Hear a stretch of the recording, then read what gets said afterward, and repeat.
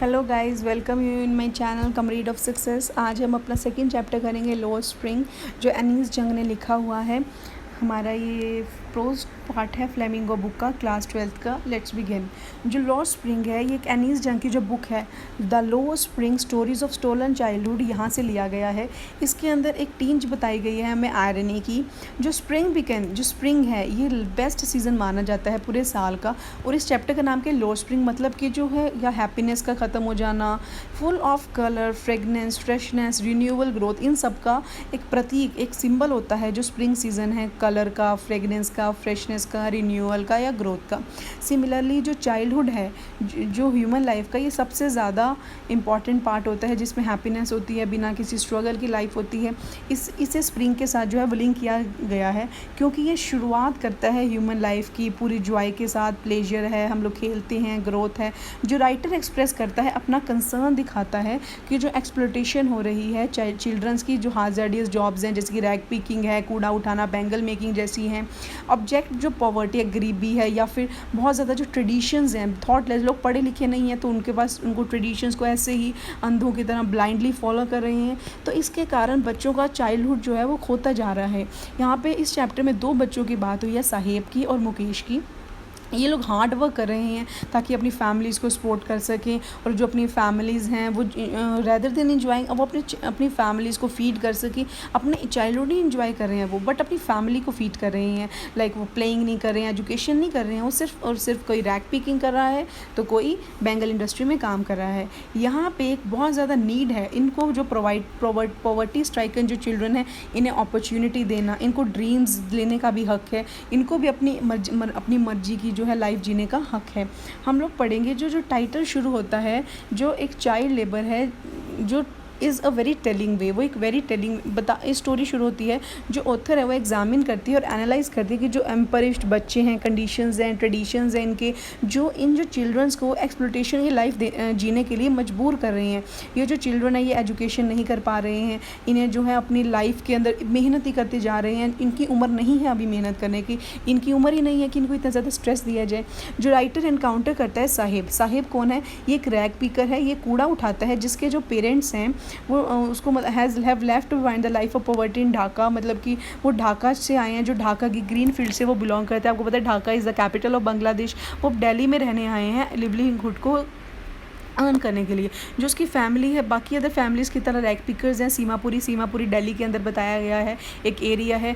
उनके पास कोई आइडेंटिफिकेशन नहीं है, सिर्फ उनके पास एक राशन कार्ड है जिससे वो खाना ले सकते हैं, बाकी उनके पास और कोई आइडेंटिफिकेशन नहीं है। जो चिल्ड्रन है ये स्कूल में नहीं जाते हैं, बहुत ज़्यादा एक्साइटेड होते हैं जब रैग पिकिंग करें या कूड़ा दान के अंदर खोज कर रहे होते हैं। जब उन्हें कोई कॉइन मिल जाए तो वो बहुत ज़्यादा एक्साइटेड हो जाते हैं। अगर वो 10 रुपये का भी नोट मिल जाए ना, फॉर रमेजिंग इन द गार्बेज, तो इतने ज़्यादा एक्साइटेड हो जाते हैं जैसे बल्ब जब हमें कोई बल्ब जगाते तो रोशनी नहीं आ जाती, वैसे इतने ज़्यादा वो एक्साइटेड दिखते हैं, इतने ज़्यादा खुश हो जाते हैं।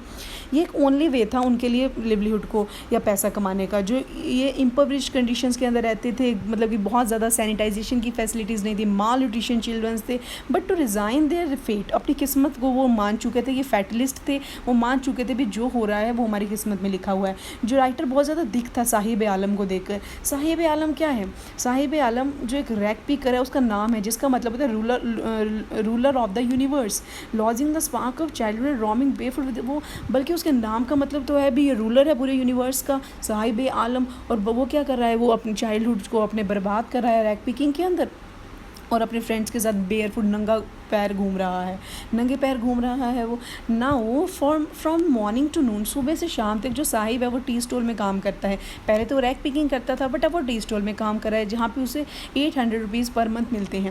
वो सैडली रियलाइज़ करता है कि अब वो खुद फ्री नहीं है। जब वो रैग पिकर था तो उसका खुद का वो छोटा सा झोला था, वही उठाकर रैग पिकिंग करता था, मतलब कि चाहे उसका बहुत डाउन लेवल का बिजनेस था, बट वो उसका खुद का था। अब क्या है, वो जो कैटल है वो किसी और की है। वो बहुत ज़्यादा रियलाइज़ करता है कि वो फ्री बर्ड नहीं है, अपनी खुद की मर्जी का मालिक नहीं है। अब वो बॉन्डेड लेबरर है, जो फ्रीडम और आइडेंटिटी जो है वो किसी को दे चुका है, और loss of weights heavily on his standard shoulders. अब उसे जो है वो जो वेट था वो कम लगता था जो अपने कंधों पे, उसे जो कैटल है, जो चाय की कैटल है, उसका भार ज़्यादा लगता है। जो ऑथर कहता है कि अनदर विक्टिम है पॉवर्टी का मुकेश जो है वो एक मोटर मैकेनिक बनना चाहता है, है, विशेष करता है कि वो ड्राइव करे कार को। जो फ़िरोज़ाबाद के अंदर रह रहा है, फ़िरोज़ाबाद एक इंडिया की सबसे बड़ी बैंगल मेकिंग इंडस्ट्री है, ग्लास ब्लोइंग इंडस्ट्री है। He has always worked in glass making industry, उसने हमेशा ग्लास मेकिंग इंडस्ट्री में काम किया है। वो स्ट्रिंकिंग सराउंडिंग के अंदर रहता है, चौक लेन्स है, मतलब कि इतनी गंदी गलियाँ हैं, पतली पतली गलियाँ हैं, इंसान निकल भी नहीं सकता उनसे, गंद जगह इकट्ठा हुआ है, गार्बेज की जो पाइल्स है, कूड़ा इकट्ठा हुआ जा रहा है, बिल्कुल क्लीनलीनेस नहीं है। आधे बनाए हुए घर हैं, थैच्ड हैं, मतलब कि ऊपर छत भी पूरी तरीके से नहीं है, आयरन के डोर बनाए हुए हैं। उसकी जो फैमिली है वो 3 जनरेशन एक ही घर में रह रही है, इतनी ज़्यादा पॉवर्टी के अंदर रह रही हैं भी। बहुत ज़्यादा एल्यूमिनियम के यूटेंसिल्स हैं या फिर फायरवुड स्टोव है भी, बहुत ज़्यादा बुरी कंडीशंस के अंदर रह रहे हैं, लाइक एक झोंपड़ी के अंदर रह रहे हैं, बहुत बुरी कंडीशंस के अंदर। उसकी जो फैमिली है अदर फैमिलीज़ की तरह, उन्हें भी नहीं पता कि इलीगल एक चिल्ड्रन के लिए इतनी ज़्यादा हज़ार्डियस फैक्ट्री के अंदर काम करवाना। अब जहाँ पे बैंगल मेकिंग इंडस्ट्री है वहाँ पे बहुत ज़्यादा हाई टेम्परेचर का यूज़ किया जाता है। वहाँ पे मतलब कि एक इतनी ज़्यादा उसकी जो फर्नेस का सेक होता है, जिससे जो मुकेश है उसके ग्रैंडफादर की आँख ब्लाइंड हो चुके होते हैं, ये एक्सपोज्ड हैं, बहुत सारी हेल्थ डिजीज़ होती हैं उन्हें, उनकी आई साइट जो है वो लॉस्ट हो चुकी होती है, डार्क और डिंगी सेल्स के अंदर रहते हैं। मतलब इतने ज़्यादा, एक तो डार्क सेल्स होते हैं, लाइट होती नहीं है, लाइट की फैसिलिटी नहीं, ऊपर से इतने पतले पतले सेल्स होते हैं। जो मुकेश के फादर हैं वो ब्लाइंड है, as well is grandfather and grandfather before him, father grand उससे पहले सारे जो हैं ब्लाइंड हैं। क्यों? क्योंकि वो ग्लास मेकिंग इंडस्ट्री में काम करते हैं। They lead to a hand-to-mouth existence as they are caught in the vicious web of the money lenders. अब वो बहुत सर से लेकर पैर तक कर्जे में भी डूबे हुए हैं, क्योंकि जो मनी लैंडर्स हैं या फिर मिडल मैन हैं, पुलिस हैं, ट्रेडिशंस हैं, ये सब इनको बर्डन करते हैं ये काम करने के लिए। ये सब भी कहीं ना कहीं इनकी ऐसी कंडीशन के लिए ज़िम्मेवार हैं। सो बर्डन है कि जो बैंगल मेकर्स हैं फ़िरोज़ाबाद के, उन्होंने अपनी नज़रें खो दी हैं, अपनी ब्लाइंड हो चुके हैं वो, before after tending adulthood, adult होने से पहले ही उनकी आँखें जो हैं वो चली जा चुकी हैं। ये डिज़ायर करते हैं, dream and dare is snubbed in their childhood only, जो उनके अपने सिर्फ सपने देख सकते हैं बट उनको पूरा करने के लिए वो कुछ कर नहीं सकते हैं, बिकॉज उनकी कंडीशंस ही ऐसी हैं। जो मिडल मैन है, लैंडर्स हैं, पुलिस और ट्रेडिशंस हैं, वो उन्हें इन सब करने के लिए अपॉर्चुनिटी ही प्रोवाइड नहीं करते हैं। लेट अस चलो गाइज, अब हम इस चैप्टर को समराइज़ करते हैं in just few points. First point is the author examine and analyze the impoverished conditions. जो इसके अंदर आपको पता है हमें इम्पोवरिश्ड कंडीशंस बताई गई हैं, ट्रेडिशंस बताए गए हैं। जो चाइल्ड की लाइफ है उसको एक्सप्लॉइट किया जा रहा है बहुत ज़्यादा, उसकी लाइफ को बहुत ज़्यादा एग्रावेट किया जा रहा है, बदतर बनाया जा रहा है। उन्हें एजुकेशन जैसे सोर्सेज प्रोवाइड नहीं किए जा रहे हैं, उन्हें इतनी छोटी एज में इतने ज़्यादा काम करना पड़ रहा है। जो राइटर एनकाउंटर करता है साहिब, जो है वो एक रैग पिकर है, जो उसके पेरेंट्स हैं वो उसको ढाका छोड़ के आ चुके हैं और अब दिल्ली में रह रहे हैं। जो उसकी फैमिली है अदर फैमिलीज़ की तरह रैग पिकर्स हैं सीमापुरी के अंदर, उनके पास आइडेंटिफिकेशन नहीं है, उनके पास सिर्फ एक राशन कार्ड है। जो चिल्ड्रन है वो स्कूल नहीं जाते हैं। ये बहुत ज़्यादा एक्साइटेड होते हैं कि जब भी वो रैग पिकिंग करेंगे गार्बेज के अंदर से कॉइन मिलेगा। उन्हें 10 रुपये का नोट ही मिलता था, वो इतने ज़्यादा खुश हो जाते थे। ये एक ओनली वे था उनके लिए पैसा कमाने का। जो राइटर फिर साहिब के बारे में बताता है कि उसका नाम तो साहिब आलम है, रूलर है अर्थ का, रूलर है यूनिवर्स का, बट वो जो है नंगे पैर ही घूमता है, नंगे पैर बेयर फुट घूमता है अपने फ्रेंड्स के साथ। उसका जो चाइल्डहुड है वो धीरे धीरे करके बर्बाद होता जा रहा है।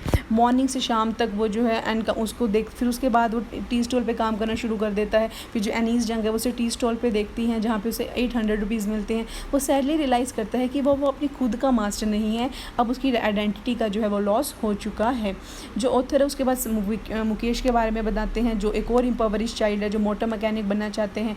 वो फ़िरोज़ाबाद में रहता है, एक बैंगल मेकिंग इंडस्ट्री है जो इंडिया की सबसे बड़ी, वहाँ पे उस में वो काम करता है। उसकी जो फैमिली है और दूसरी फैमिलीज़ की तरह उसे नहीं पता कि ये इलीगल है इतने छोटे बच्चे को इतनी ज़्यादा हाई टेम्परेचर में काम करवाना।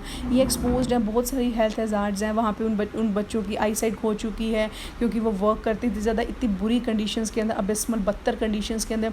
मुकेश के जो फादर है वो ब्लाइंड हैं, उसके ग्रैंडफादर भी ब्लाइंड है। उनका बहुत ज़्यादा हैंड टू माउथ हैं, वो कुछ कमाते हैं और खाते हैं क्योंकि बहुत ज़्यादा जाल में फंस चुके हैं। और उस जाल में इनको फंसाया किसने? मनी लैंडर्स ने, मिडल मैन ने, पुलिस ने, ट्रेडिशंस ने। अपने काम के लिए उन्होंने दूसरे की लाइफ जो है वो एग्रेवेट बना दी है, बदतर बना दी है। So burden are the bangle makers हैं फ़िरोज़ाबाद के, कि जो उनकी एबिलिटी ही नहीं है ड्रीम करना। जो मुकेश है जो कार करना चाहता है भी, उनके अंदर एबिलिटी ही नहीं है अपने ड्रीम्स को पूरा करने की। Thank you guys. If you like my video, subscribe my channel, hit the like button and share with your friends to.